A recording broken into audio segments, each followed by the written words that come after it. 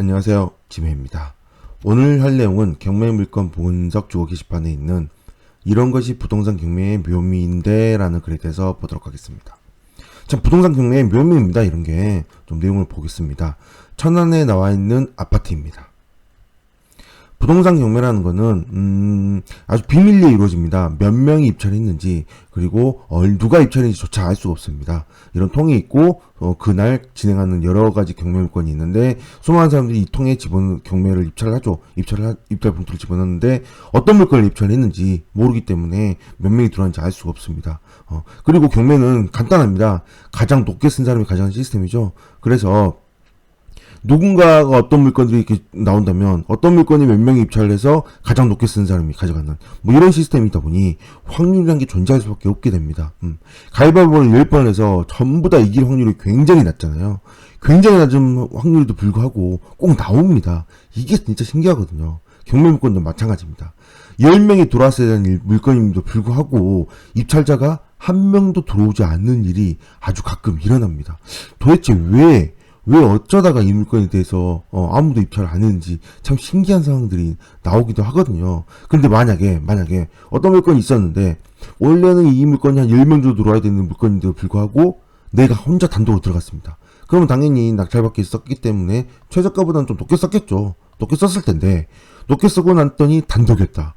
그럼 얼마나 억울할까요? 만약에 최저가로만 썼어도 낙찰이 되었을 텐데 높게 씀으로 인해서 단독이 되면 낙찰은 돼서 기쁨은 나겠지만 반대로 굉장히 많이 억울한 상황이 발생하는 게 이게 또 경매이기도 하는 거죠.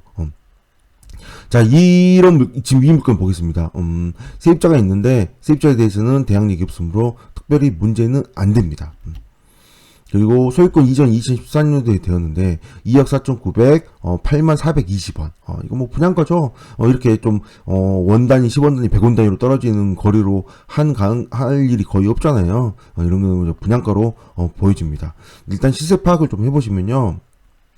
2억 초반에서 2억 중반 정도 나오는 약 한 2억 4천 정도 나오는 그 정도 실거래 시세가 나오고 있기 때문에 뭐 이 정도 시세로 보면 될 것입니다. 그래서 이제 최근 낙찰세를 뒤져본다면 여기 나옵니다. 2억 3천, 2억 2천과 2억 3천이 낙찰됐습니다. 응찰은 6명씩. 6명씩 들어왔고 2억 2천, 2억 3천에 몇 개월 전에 뭐 작년 뭐 이렇게 해서 낙찰이 된 상태이기 때문에 당연히 이 물건에 대해서는 얼마에 낙찰이 되어야 될까요? 약 2.2억에서 현재 지금 이 물건이 19층이거든요. 20층 중에 19층 물건이기 때문에 당연히 이것도 나쁘지 않은 층수입니다. 여기 낙찰된 것도 19층이고 11층이므로 2억 3천 정도의 낙찰이 되어야 되는 물건인 거죠. 못해도 2억 2천에서 많으면 2억 3천 정도 원래 낙찰이 되었어야 됩니다. 보다시피 6명이므로 당연히 이 물건도 6명이 들어왔어야 되는 물건입니다. 자, 어떻게 됐나요, 결과가? 자, 보다시피 1억 9,390만 원에 아무도 들어오지 않았습니다. 아무도. 이게 참 아이러니하죠. 분명히 2억 2천에서 2억 3천에 낙찰이 되었어야 되는데 6명이 들어와서 이게 통계입니다. 통계란 게 참 무의미한 게 경매이기도 합니다. 통계란 게 적용이 안 돼요. 이렇게 확률이 오히려 통계보다는 뭐가 적용이 많이 돼요? 확률이 적용돼 버린 거죠. 만약에 누군가가 여기서 내가 2억 2천이 들어왔다. 그럼 혼자 단독이면 얼마나 억울했을까요? 차이가 많이 나잖아요. 근데 만약에 최저가 근처에 누군가 들어왔다. 그럼 이 사람 정말 운이 좋은 거죠. 확률이니까요. 통계가 적용이 되지 않는 경매, 이런 게 경매의 묘미가 아닐까 생각이 됩니다. 위치상으로 봐도 그렇게 나쁘지 않습니다. 뭐 이렇게 대학들이 중간에 많이 있거든요. 물론 뭐 좀 단절되는 부분들도 있고 여기가 좀 왕래도 없는 부분들도 있긴 하지만 거래량이 뭐 적진 않고 뭐 나쁘진 않습니다. 뭐 많은 건 아니지만 그냥 뭐 거래량이 좀 있는 상태고 그 다음에 2.2에서 2.3억 정도 낙찰이 되는 이런 물건, 6명이나 들어왔어야 되는 물건 어떻게 되나요? 아무도 들어오지 않아서 당연히 유찰됐습니다. 자, 그렇다면 1억 3,500까지 한 번 더 유찰되는 상태에서 어떻게 될까요? 유찰자가 당연히 많을 수밖에 없죠.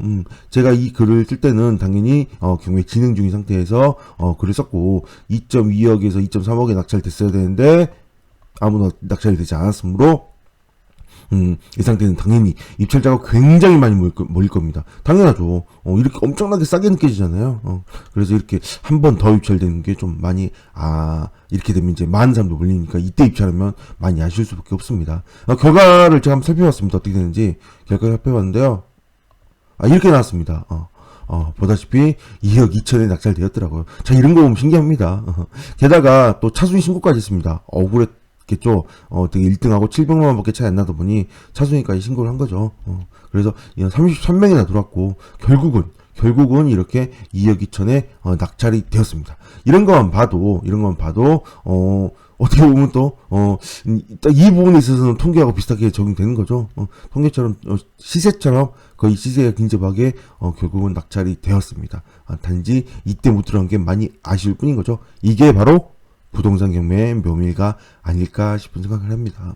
그러므로 여러분들도 그냥 할 일 없을 때 이런 거 한 입찰 한 번씩 다녀보는 게 어떨까요? 그냥 최저가로 그러다가 하나 걸리면 확률이란 게 로또가 되는 사람도 있는 것처럼, 물론 나는 안 되겠지만 로또가 되는 사람이 있는 것처럼, 혹시 알아요? 나도 이런 거 될지?